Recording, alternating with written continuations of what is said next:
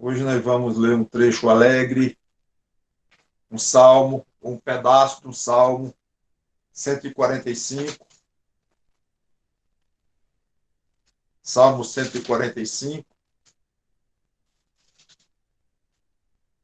Ele tem 21 versículos, mas nós vamos explorar só 12. E depois o restante, se Deus quiser, no próximo domingo. É um salmo de Davi, muito alegre, como vocês vão ver. Ele devia estar feliz, em paz de espírito. A ideia que dá quando ele fez esse salmo é esta. Então, eu gostaria que nós pudéssemos sentir com ele um pouco do gozo que ele estava experimentando ao adorar o Deus dele de maneira tão bela, e é o mesmo Deus nosso. Então, vamos aos versículos de 1 a 3, Salmo 145, versículos 1 a 3, diz: Exaltar-te-ei, ó Deus meu e Rei. Bendirei o teu nome para todo o sempre. Todos os dias te bendirei. E louvarei o teu nome para todo o sempre. Grande é o Senhor e muito digno de ser louvado. A sua grandeza é insondável. Vamos orar. Santo Deus, nosso bom Pai, que este trecho da tua palavra nos alegre o coração e nos torne mais suscetíveis e mais desejosos mesmo de te glorificar. Em nome do Senhor Jesus Cristo que nós te pedimos e agradecemos. Amém. Então, logo de saída, Davi se mostra totalmente disposto a exaltar e bendizer a Deus. E é bonito nós vermos aqui um rei chamando outro de meu rei. E além de meu rei, meu Deus. E quando se trata de um Deus soberano, como é o caso aqui, um rei aqui na terra, por maior que seja o seu país, por mais rica que seja a sua nação, mas se torna como um grão de areia, ou menos ainda. Mas Davi não quer louvar a Deus, como é muito comum também nos Salmos e na própria Bíblia, por causa de algo específico que lhe aconteceu, ou uma coisa momentânea, uma circunstância. Não é o caso aqui. O desejo dele é bendizer e louvar a Deus todos os dias da sua vida. Você pode perceber aqui. Todos os dias te bendirei, para todo o sempre. Curioso é que esse para todo o sempre significa uma noção de, ou no mínimo de enquanto eu viver, ou no máximo de por toda a eternidade. Não sabemos exatamente o sentido aqui. O motivo de Davi querer tanto louvar a Deus é simples. Versículo 3. Grande é o Senhor e muito digno de ser louvado. Pronto. É quase desconcertante esse motivo. Davi, por que você quer tanto louvar a Deus? Ora, porque ele é grande e ele merece adoração. Ele é digno de ser louvado. Quer um motivo melhor? Talvez não seja muito fácil. Talvez não é você falar com alguém que não tem Deus no coração e mostrar para ele que Deus é digno de ser louvado e tudo mais. A gente passa para frente, tenta passar, como até nós vamos comentar aqui e tudo. E é gostoso vermos os irmãos que já têm essa convicção, querendo louvar a Deus também. Mas, na realidade, o que importa é o estar dentro do seu coração. O quão você está convicto de que Deus é digno de ser louvado. Enquanto essa convicção não estiver lá dentro deste coração, do seu coração. Pode o pastor falar, o salmista escrever, o pregador exortar. Não adianta. Esse louvor individual só vai sair do seu coração, meu irmão, minha irmã, quando você estiver convencido de que Deus é digno de ser louvado. Continuando, talvez a gente ache que é equivalente dizer que Davi quer louvar a Deus para todo sempre e dizer que deseja louvar a Deus todos os dias. A rigor, claro, dá no mesmo. Quem louva a Deus todo dia, termina louvando o tempo todo. Tudo bem. Mas há uma diferença. A expressão todo sempre ela é vasta e meio vaga.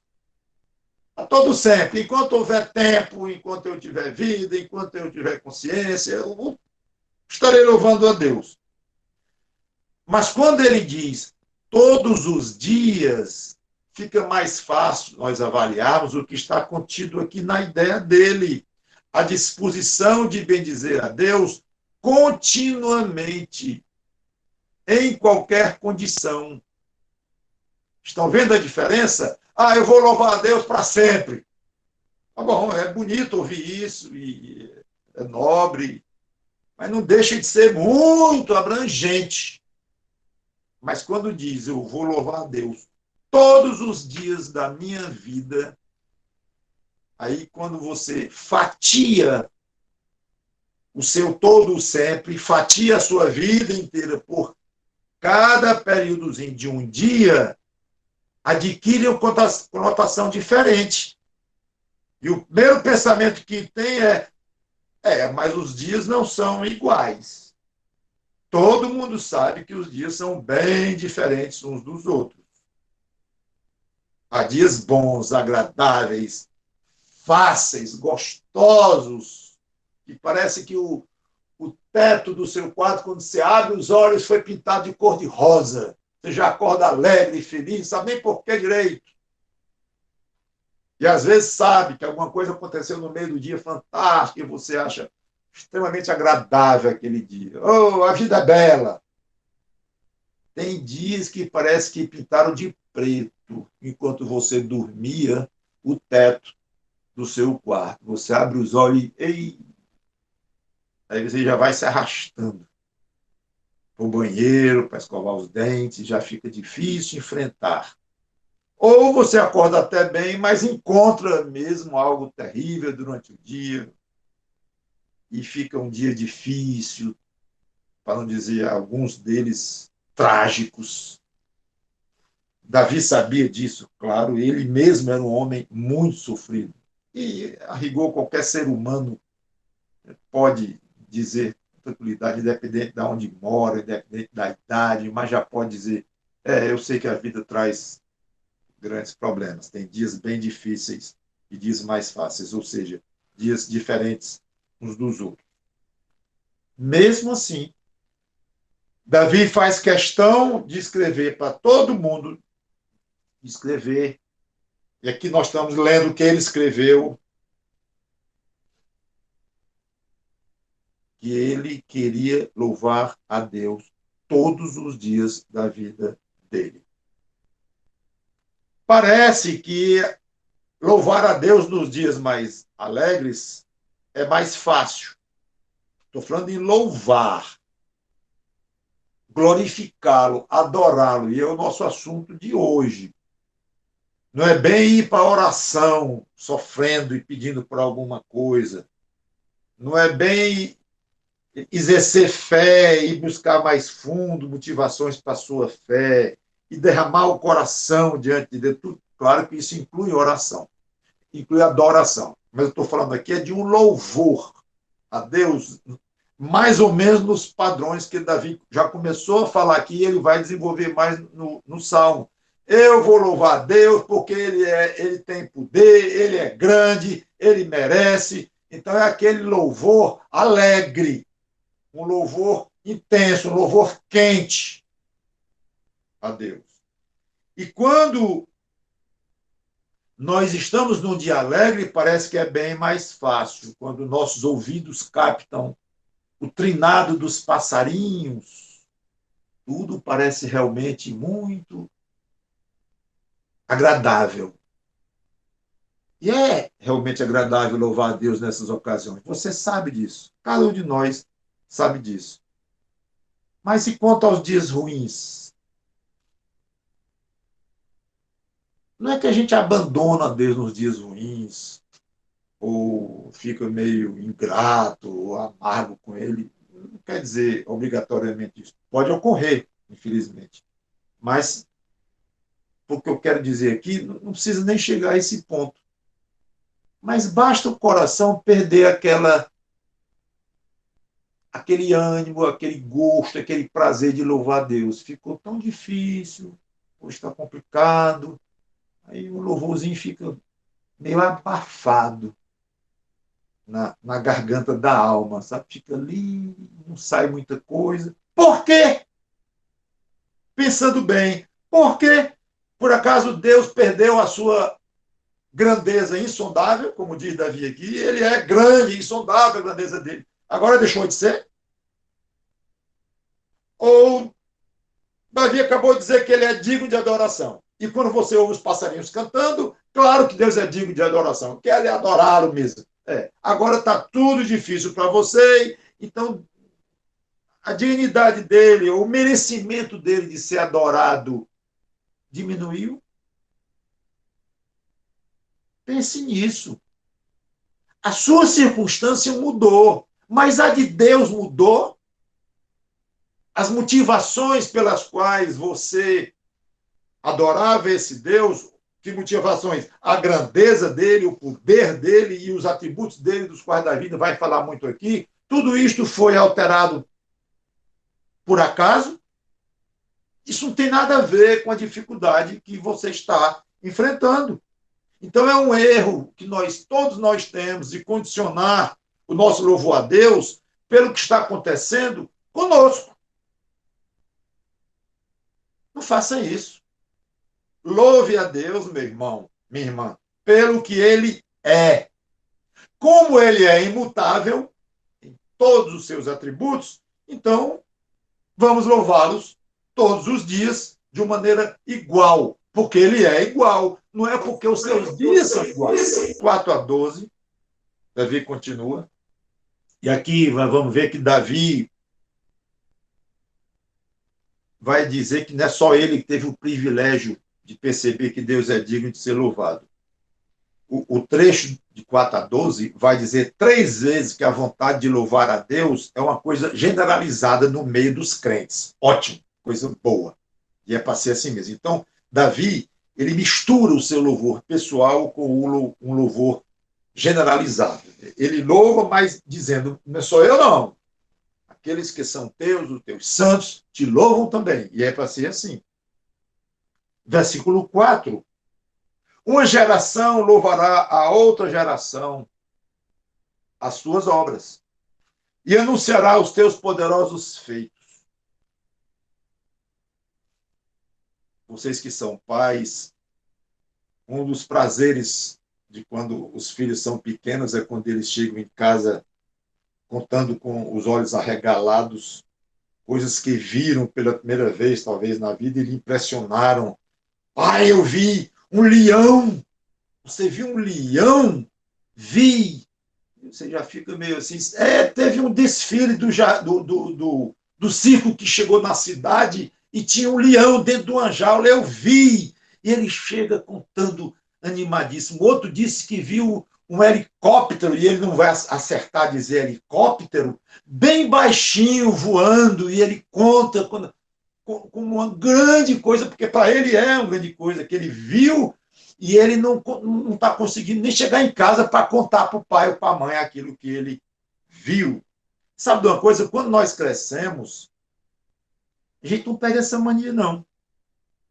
Os homens sentem necessidade de compartilhar com os outros coisas grandes ou poderosas ou misteriosas que lhes impressionam.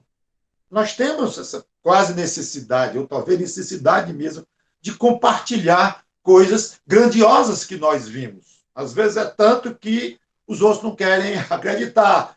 Me lembro que eu, nos meus 20 e poucos anos, estava fazendo engenharia, fui com meu pai para São José dos Campos, assisti uma feira internacional de aviões, aviões mais modernos do mundo estavam lá e tal.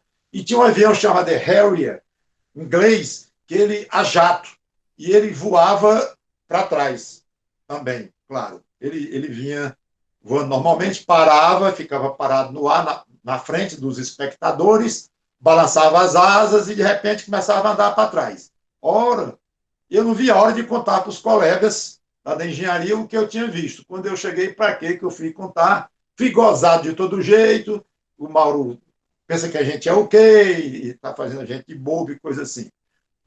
Não quiseram acreditar, terminaram acreditando porque era fato e estava na imprensa e tudo. Mas o fato é que a vontade de contar para eles era grande, doido para chegar na faculdade para contar que eu vi um avião a jato voando de ré. A gente tem esse prazer de fazer isso. Quando nós nos convertemos a Cristo, nós entramos em contato íntimo com Deus e ficamos extasiados por Ele. Pelo menos é o que se espera de alguém que se converteu. Quando alguém diz que aceitou Jesus Cristo, e os dias vão passando, e as semanas, e os meses, e a pessoa não dá o menor sinal desse tipo de de conhecer mais a Deus, a gente fica pensando, não julgando, ninguém conhece corações, né? Mas a gente não tem como deixar de pensar, será que ele entendeu mesmo o Evangelho? Será que ele está em contato mesmo com esse Deus maravilhoso, o mesmo de Davi, que ele disse que quer louvar todos os dias? Então, o crente, o pecador, quando se arrepende dos seus pecados e se converte a Cristo, o Espírito Santo passa a habitar nele e ele adquire uma visão nova, ele fica extasiado com tudo o que ele vê em Deus. É como Davi está aqui. Poder, amor, a sutileza de Deus, a compaixão de Deus, os mistérios de Deus, tudo é um ser totalmente cativante. E lá vamos nós falando desse Deus. E a tendência é falarmos cada vez mais. Acho muito estranho a ideia de que o crente se acostuma com o fato de ter sido salvo e considera isso algo normal na sua vida, tanto quanto ter nascido na cidade natal, onde ele de fato nasceu. É um dado a mais na vida dele, partido que ele gosta, ou sei lá. Então, é mais um dado, e o fato de agora dele ser crente. Não é para ser assim, porque é para avançar no conhecimento desse Deus, e esse conhecimento é para ser transformado em louvor, que começa, inclusive, no coração. E a soma de todas as pessoas vivas que falam de Deus fazem exatamente a geração da qual Davi fala aqui, no caso, a geração dele, aí nós estamos na nossa. Uma geração louvará a outra geração as tuas obras e anunciará os teus poderosos feitos. O que é isso? O conjunto de pessoas salvas que realmente conhecem a Deus. Numa certa geração, ele vai passando para outra geração, que passa para outra, que passa para outra. Davi viveu 3.000 anos atrás. Quantas gerações já houve de lá para cá? Que passou ou passaram uma para outra sobre as coisas de Deus. Então, nós estamos aqui no século XXI, crentes da nossa igrejazinha tão gostosa, e há muitos outros crentes de suas igrejas, também espero que gostosas e fiéis a Deus e tudo mais, há muitas. Mas aqui estamos nós, crentes,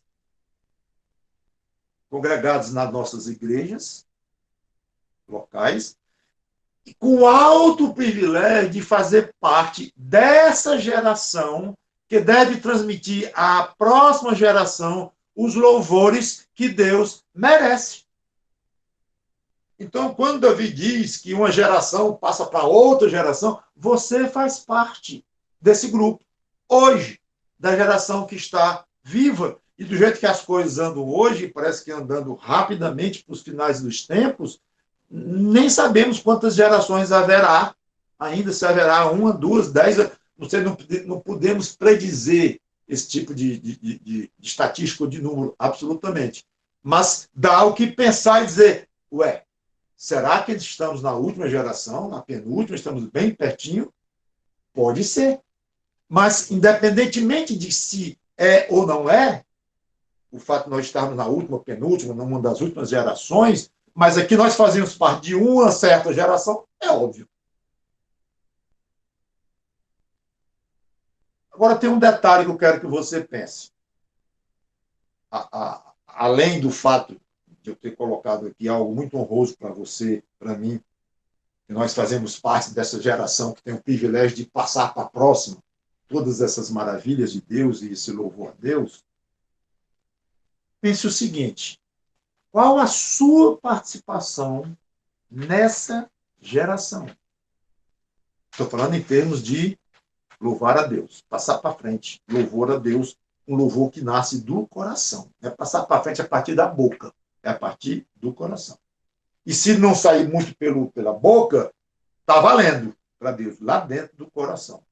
O ideal é que passe e vire até um cântico muito lindo e uma vida externa muito bonita para se observar. Mas tudo isso sem coração, você sabe que a hipocrisia não adianta. Então, falo aqui de um louvor que começa lá dentro e vai, então, adquirindo ondas maiores e vai espalhando. Muito bem. Quando uma congregação canta, alguém vai passando na frente de uma igreja que está cantando, a pessoa ouve e diz, a igreja está cantando. Porque ouve como se fosse uma voz só, né? Ouve, como se diz, em uníssono. Mas se a pessoa entrar naquele local e começar a olhar de um por um dos que estão reunidos, provavelmente ele vai ver que alguns estão absolutamente calados. Vamos supor que seja uma congregação 100% feita de pessoas crentes.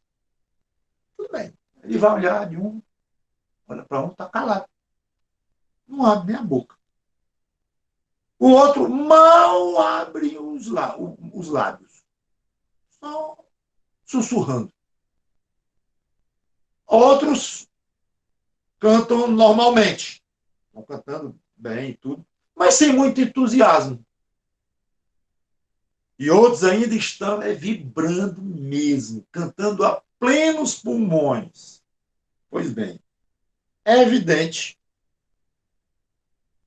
que esses que estão cantando com muita força é que estão puxando para cima o nível daquele louvor, a ponto da pessoa que passou na rua e ouviu.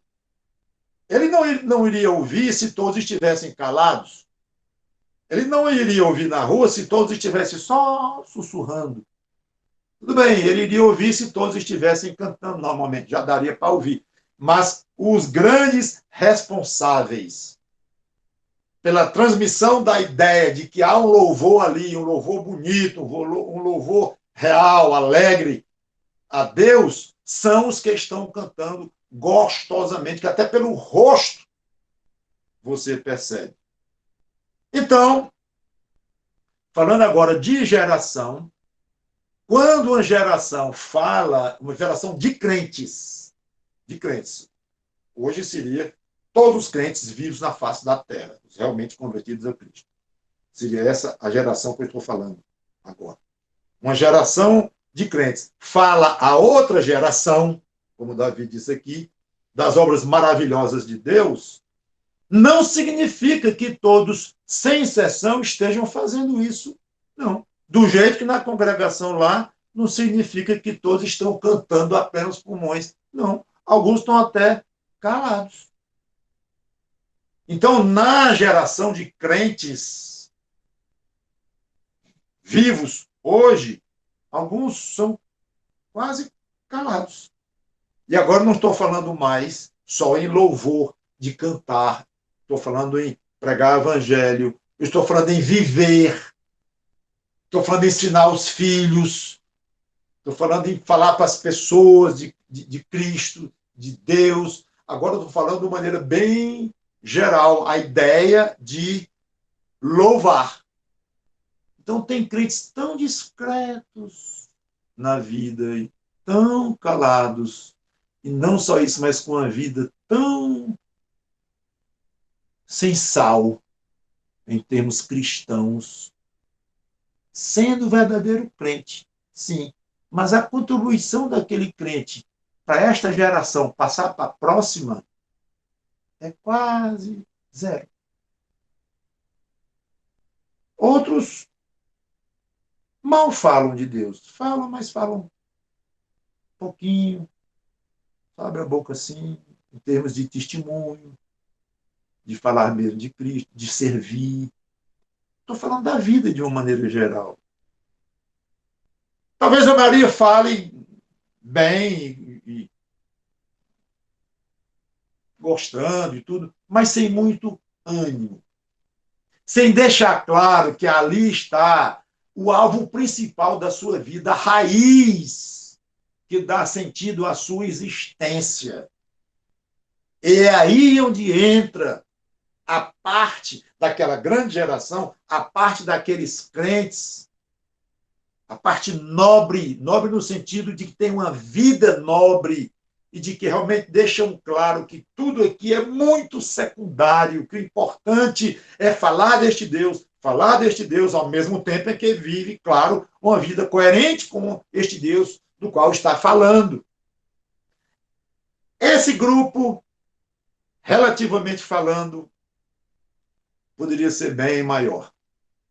E não sou eu quem vai dizer se é tantos por cento, não sei nem é o caso saber. O que eu sei é o seguinte: esses crentes são os que caracterizam a geração fiel e entusiasmada com Deus. São esses.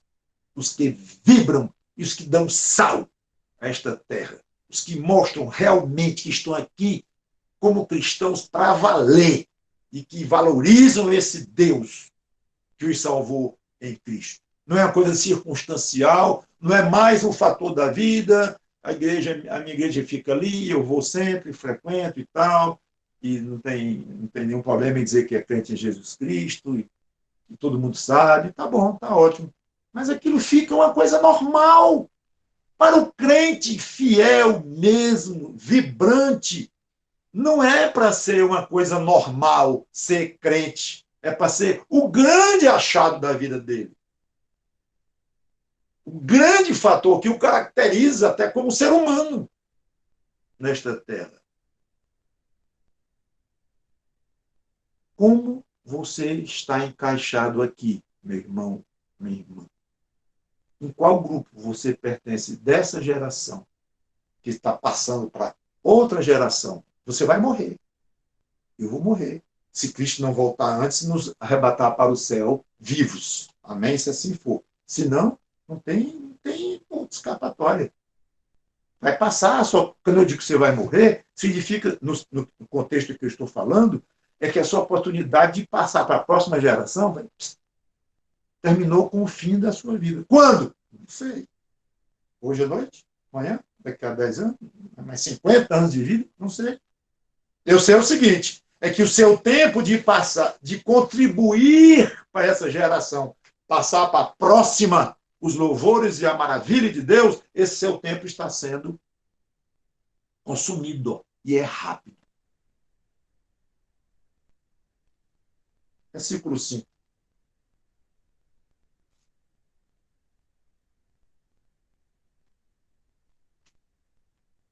Meditarei no glorioso esplendor da tua majestade e nas tuas maravilhas. Ele já disse que iria falar das grandezas de Deus, que já sabia que Deus é grande e tudo mais. Mas uma coisa é você observar um fenômeno. Deus é grande, aí eu observei e ele é grande. Outra coisa é você meditar naquele fato. O grande Isaac Newton viu a maçã cair na frente dele. É o que consta. Muitos veriam o quê? Uma maçã caindo. Viu. Então, poderia escrever ou dar o testemunho. Eu vi a maçã caindo perto de mim, na minha cabeça, na minha perna. Eu vi. Tá bom, ótimo. Mas fica por isso mesmo. Alguns se chateariam. Ou caiu a maçã bem em cima do meu lanche, do meu piquenique. Acabou. Ou então na minha cabeça. Melou minha cabeça toda. Outros iriam, talvez, aproveitar para comer a maçã. E não passaria disto. Várias reações, mas não como a do cientista e gênio que pensou, além de eu ter visto esta maçã, eu quero continuar com minha atenção neste fato. Por que, que essa maçã caiu? Resultado, a lei. Só a lei da gravidade. Porque ele foi meditar naquilo que ele viu. Que ela caiu, caiu. Não tem dúvida. Mas por quê? Davi era uma espécie de cientista das coisas de Deus. Ele era um fino observador dos feitos de Deus na natureza, na vida das pessoas, na vida dele próprio. Era um poeta, como vocês sabem também, escritor, mas ele não ficava só na observação, ele meditava no esplendor da majestade divina, como ele diz aqui. Meditarei no glorioso esplendor da tua majestade. Coisa linda isso aqui. As coisas ao redor para Davi parece que eram só uma ponte para ele chegar a Deus. Ele via uma coisa, meditava, chegava em Deus. Chegava em Deus e concluía que Deus tem um esplendor absolutamente espetacular. Quando você estiver sentado, quieto, num lugar qualquer, com as plantas ao redor, e pousar uma borboleta linda pertinho de você,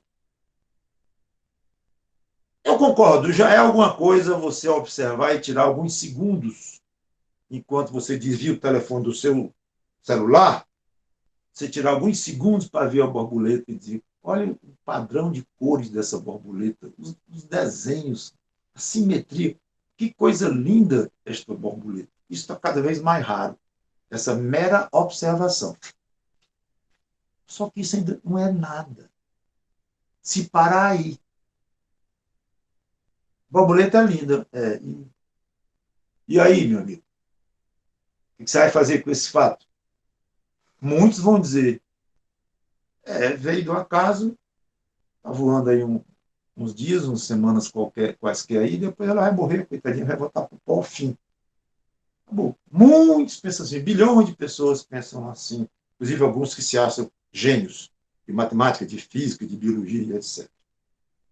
Já o que crê em Deus, vamos dizer logo, o crente, ele olha e diz que coisa linda e vai embora. Não, esse não soube admirar a beleza daquela borboleta. Porque ele tinha meios, sendo um crente, de dar um passo que aí sim ia glorificar a Deus. É a hora da meditação. Mesmo seja uma meditaçãozinha muito, muito simples, muito rasinha. Que coisa linda essa borboleta. E eu sei que ela foi criada. E eu sei quem criou. Foi o Deus que está no céu, o Deus da Bíblia, o Deus do Senhor Jesus Cristo. Pois é. Ele criou. Ele tem um propósito na vidazinha desta borboleta. Que poder! Aí começa. Que poder, que maravilha, que noção de beleza que esse Deus tem. Aí daí começa a sair louvor a Deus, porque você usou a borboletinha linda para chegar a alguém que é muito mais lindo, mais belo, mais louvado do que a borboletazinha. É assim que o crente deve louvar a Deus.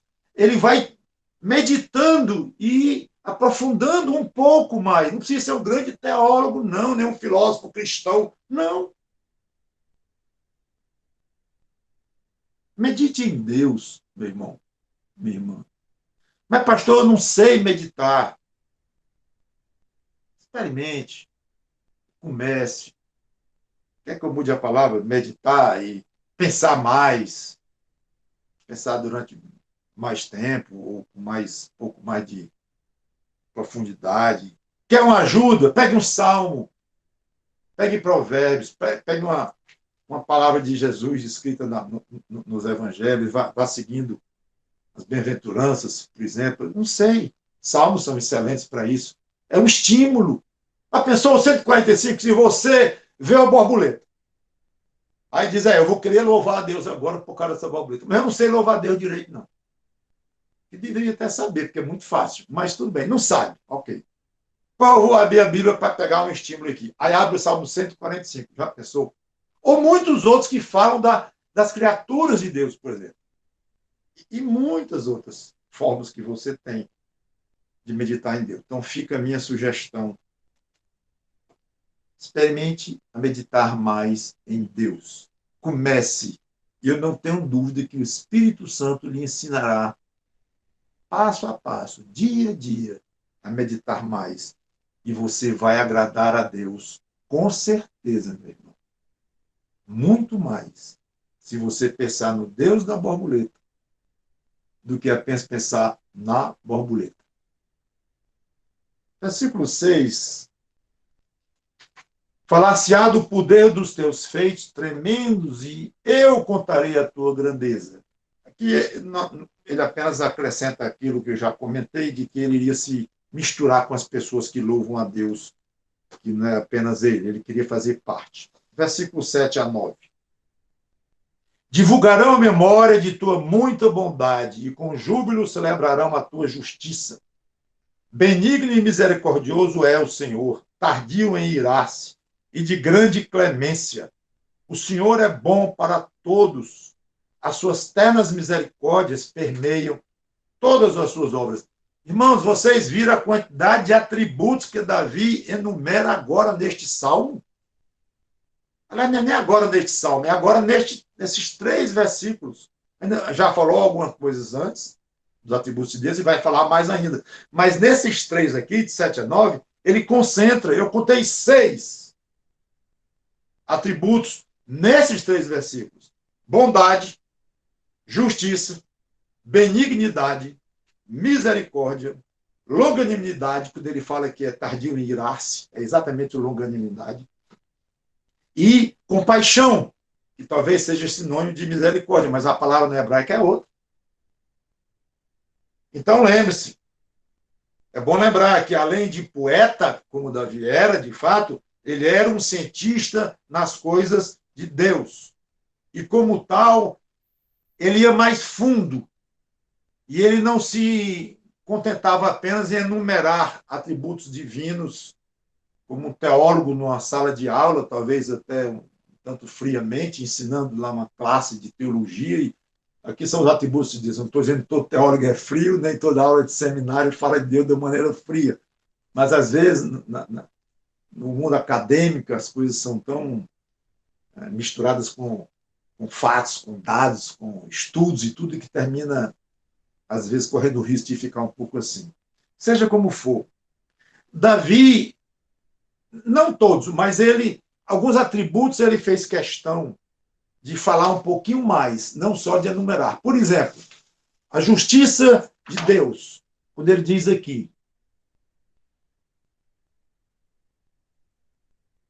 a tua justiça, dará graças aos teus santos, a justiça de Deus, lá em cima, com júbilo celebrarão a tua justiça. Então, a justiça de Deus vai ser ainda celebrada com alegria, com júbilo. Por quem? Pelos crentes. É claro, é de que Davi está falando aqui. Os perdidos vão chamar Deus de justo? Muito ao contrário. Não perdem uma chance de chamar Deus de injusto. Ora, até crentes têm dificuldade de enxergarem com uma certa clareza a justiça de Deus.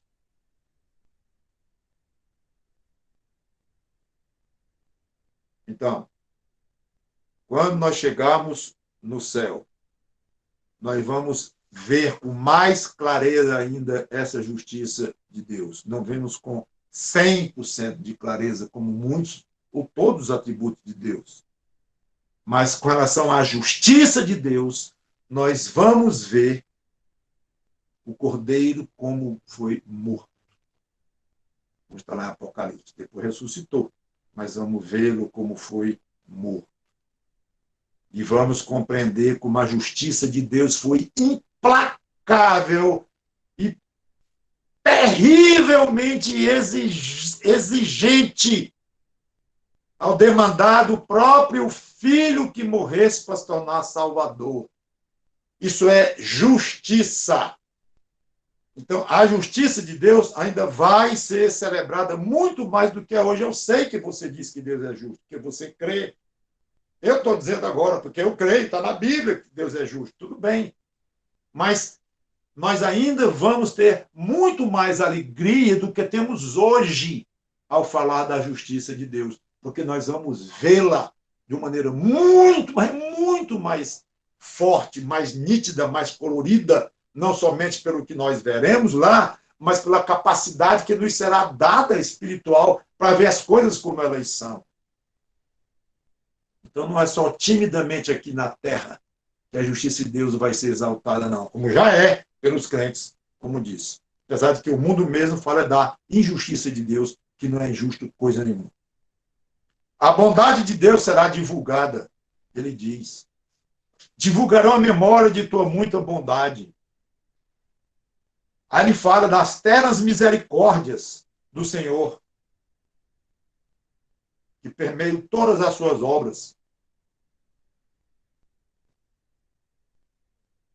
É uma pena que essas coisas que Davi fala aqui, invisíveis que são, a bondade de Deus, as misericórdias de Deus em si são invisíveis, elas são visíveis no resultado delas, claro. Mas, mesmo assim, mesmo os resultados, os céus proclamam a glória de Deus, mas a maioria dos seres humanos não, que é perdida, não vê coisa nenhuma disso, não vê nada da bondade de Deus, da misericórdia de Deus. Ao contrário, acabei de dizer que o acusam de injusto e também acusam de um Deus malvado, sádico, perverso, que permite o sofrimento e não alivia e coisas desse tipo. E vamos ser francos também, como eu falei da justiça de Deus, muitos, nós crentes, não conseguimos enxergar em tudo a misericórdia de Deus ainda. Nas coisas boas, é muito fácil.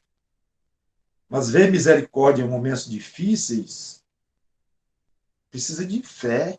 E às vezes uma fé tanto quanto robusta. E mesmo com a fé robusta, como eu acabei de dizer, não vai ser uma visão cristalina, porque nós temos ainda pecados em nós. Nossa mente ainda é muito turbada com coisas desta terra e nossos pecados, nossa pecaminosidade, ainda somos muito limitados demais. Então, nós vamos entender plenamente a misericórdia e a bondade de Deus no céu. Mas, enquanto não chegamos lá, nós cremos e sabemos que a misericórdia de Deus é grande, é real, é muito maior do que eu vejo, do que eu imagino, mas é muito grande, eu sei, eu conheço em mim a misericórdia de Deus, você conhece em você a bondade de Deus, e elas estão presentes ao nosso redor, quer nós vejamos ou não. É impossível Deus tocar em alguma coisa e não deixar a misericórdia gravada nas suas impressões digitais. É impossível Deus fazer alguma coisa e não ser bom em essência. Ah, mas você vai puxar mil situações em que como é que explica a bondade de Deus aqui? Eu não vou entrar em detalhes. Poderíamos falar algumas coisas e esclarecer até certo ponto, mas enfatizo de novo, não totalmente. Somos muito ainda míopes, mas sabemos pela fé que essas coisas são reais. Se são reais, fale, transmita, ensine, passe para frente, viva como alguém que de fato crê totalmente que essas coisas são reais. Não é viver de uma maneira tal que você admite que Deus seja bom. Diz que é, né? Na Bíblia, então, ele é. Vai ficar só nisso, meu irmão? Não, mas ele me salvou, né? eu sou pecador, e se ele me salvou, é porque ele é misericordioso. Só pode ser, né? Então, tudo bem, já está bem diferente do perdido que diz que Deus é injusto e malvado. Já é alguma coisa, mas, irmãos, nós temos o Espírito Santo em nós, nos oferecendo poder, nos oferecendo visão mais profunda das coisas de Deus, mesmo na nossa limitação atual. Então, se ligue mais nessas coisas que Deus tem e que precisam ser admiradas por você dentro do seu coração, que faz então sair um louvor a Deus do seu coração, passando pela sua boca e pela sua vida. Finalmente, versículos 10 a 12, como eu falei, eu vou encerrar no 12. Todas as tuas obras te renderão graças, Senhor. E os teus santos te bendirão, falarão da glória do teu reino e confessarão o teu poder. Para que aos filhos dos homens se façam notórios os teus poderosos feitos e a glória da majestade do teu reino. Davi já dissera que cada geração fala a outra geração as coisas maravilhosas de Deus. Agora ele, de uma maneira poética, ele dá vida às obras de Deus e imagina como que se elas estivessem rendendo graças a ele. As próprias obras, render graça, claro, é agradecer. Então, aqui, o que Davi imagina, na sua criatividade enorme, é as obras de Deus se sentindo gratas pelo privilégio de serem obras de Deus. Muita gente não gosta de rã. Talvez alguns já tiveram vontade de desligar quando eu falei em rã, o sapo. Pois é, mas não se admire se você visse um dia um sapo agradecendo a Deus porque ele era um sapo. Feliz, se sentindo honrado, porque foi criado por Deus. Meio feioso, meio desajeitadão, mas maravilhoso no organismo, na maneira como funciona, no seus distribuição dos seus órgãos, dos seus instintos, da maneira de se reproduzir. Então, se um sapo começar a pensar muito no que ele é e no poder que tem dentro dele próprio sapo, como sapo, ele vai ficar extasiado. Os homens, não tem Einstein que explique completamente, Leonardo da Vinci, que explique um sapo. As células e tudo que tem a ver com qualquer ser existente. Então, o que Davi imagina aqui é uma criatura, ele não fala nem em criatura, eu que estou dizendo, ele fala em obra, uma pedra. Uma pedra que é obra de Deus, é algo que Deus fez, então é obra de Deus. Claro, uma pedra louvando a Deus por ser uma pedra. Ah, eu sei, está falando de diamante, esmeralda. Não, pedra bruta, calcário mesmo, dessas que não valem muita coisa. Mas é uma maravilha. Um pedaço de pedra. E pensar que milhões, bilhões de seres humanos, cada um sendo a obra-prima da criação de Deus. Se eu disse que uma pedra é uma maravilha, um sapo é uma maravilha, um ser humano criado à imagem e semelhança de Deus, não glorificam a Deus, não agradece a Deus por ser obra de Deus, obra-prima da criação de Deus, não se sentem gratos por isso. Isso é com eles. Cada um vai dar contas a Deus. Mas você agora é um crente, tomando como princípio que você seja um crente, uma crente em Jesus Cristo. Além de obra-prima da criação de Deus, em termos humanos, você é obra-prima de Deus numa outra criação, numa nova criação em Cristo. Você já imaginou o motivo ou motivos que você tem para agradecer a Deus por ser o que você é. Ah, mas eu sou doente, eu sou pré-mórbido, que agora é só que se ouve falar, eu sou isso, eu sou meio depressivo, eu sou aquilo. Para! Senhor, obrigado pelo que eu sou. Muito mais do que um sapo. Sou um ser humano, incomparavelmente mais nobre como criação do que um animal, que é incomparavelmente maior em termos também de poder e tudo do que um ser inanimado, mas eu sou gente, ser humano, obrigado, Senhor. Mas, Senhor, até isso ficou para trás, porque eu fui feito filho de Deus. Ficou para trás, Diego, ficou em segundo plano. Além de ser humano, e agora eu sou um filho de Deus em Cristo. E três coisas Davi diz do crente. Um, que eles bendirão a Deus. Dois, quando ele diz aqui no versículo 10, olha, todas as tuas obras te renderão graças, Senhor. Obras. Aí ele puxa, e os teus santos te bendirão, vão te glorificar, falar bem de ti. Primeira coisa que os santos, os salvos devem fazer. Espera-se que eles façam. Bendirão a Deus. Falarão da glória do reino dele. Fale da glória do reino de Cristo. Um reino que já existe hoje, claro, pelo controle que ele tem de tudo. Um reino que vai existir de forma literal quando Cristo voltar lá em Israel e vai reinar no mundo inteiro. O reino no céu que ele exerce e vai exercer durante os 1000 anos aqui na Terra, e vai ser rei enquanto houver eternidade, que é, obviamente, não haverá esse enquanto, é infinito. Reino, fale do reino dele, da glória do reino dele. Mas como é que eu vou falar se eu não sei nem como é? Você crê que será glorioso.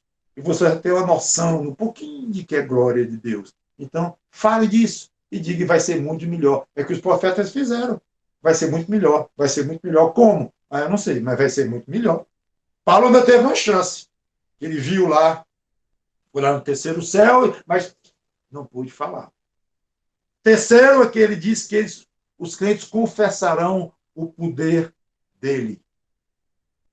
Versículo 11. Falarão da glória do teu reino e confessarão o teu poder. Para que os crentes farão isso? Versículo 12 responde. Para que aos filhos dos homens se façam notórios os seus poderosos feitos e a glória da majestade do teu reino. Para que fique claro perante todos os homens o poder de Deus e a glória da majestade do reino de Deus. Então, nós já vimos a importância de transmitirmos as coisas de Deus à próxima geração. E eu quero encerrar mostrando a responsabilidade de transmitir essa glória à nossa própria geração. Não somente à próxima, não somente aos nossos filhinhos que vão nascendo nas nossas casas, os sobrinhos, os netinhos e as pessoas que a gente conhece, os novinhos, adolescentes, e vai passando de geração, não só nesse aspecto, mas no aspecto de pensar só na próxima geração, mas de hoje. Nós estamos dando às pessoas motivos para falarem bem de Deus, para notarem as maravilhas dele. Ontem eu estava conversando com um crente, que fez uma observação, achei muito gostosa, madura. Tenho pensado no Salmo 2, ele falou, quando diz, beijai o filho para que não se irrite. Esta geração agora, nesse momento, está perdendo e tudo indica que vai perder mais uma vez a oportunidade de louvar a Deus pelos feitos dele, pelo que ele é e pelo filho dele que veio salvar este mundo. E só se pensa em acabar o vírus e voltar ao normal, voltar ao normal. Agora eu já estou complementando o que essa pessoa falou. Voltar ao normal como? Numa vida longe de Deus? numa vida estéril, espiritualmente falando, é o grande objetivo deles, de grande parte da humanidade, desde os presidentes, os reis, até os mais humildes, é o grande alvo, voltar à normalidade. Normalidade. Que normalidade?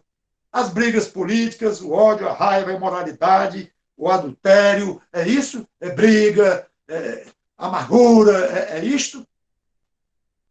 Chance espetacular que nós estamos tendo. Bom, o mundo está tendo, mas se o mundo não vai cumprir isso, o mundo nem enxerga esse Deus como sendo bom e maravilhoso e misericordioso e compassivo e tudo mais, você enxerga, eu enxergo.